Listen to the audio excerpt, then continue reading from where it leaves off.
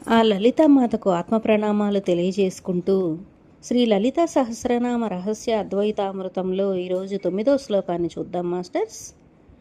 పద్మరాగశిలాదర్శ పరిభావిక పోలభూ నవ విద్రుమ బింబశ్రీ న్యక్కారీరదనచ్చదా.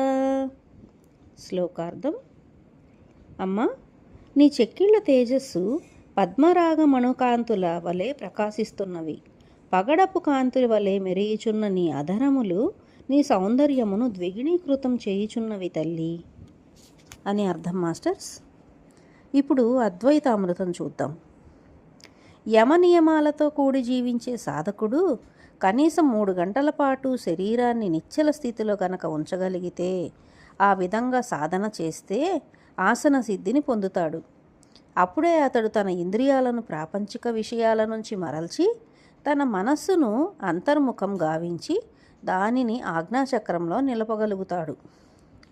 పద్మరాగ శిలాదర్శ పరిభావిక కపోలభూ అంటే ఆ స్థితిలో అతడిలో కుండలిని శక్తి జాగృతమయ్యి అతడి శరీరం మరి చెక్కిళ్ళు గులాబీ రంగుతో కూడిన ఎరుపు రంగులో మెరిసిపోతాయట.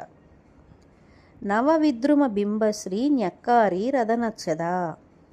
అతడి పెదవులు దొండపండ్ల వలె నూతన పగడపు కాంతిని సంతరించుకుంటాయి అని అర్థం మాస్టర్స్. ఇంతటితో ఈ శ్లోకార్థం ముగిసింది మాస్టర్స్. తర్వాతి శ్లోకంలో మరలా కలుద్దాం. Thank you very much masters.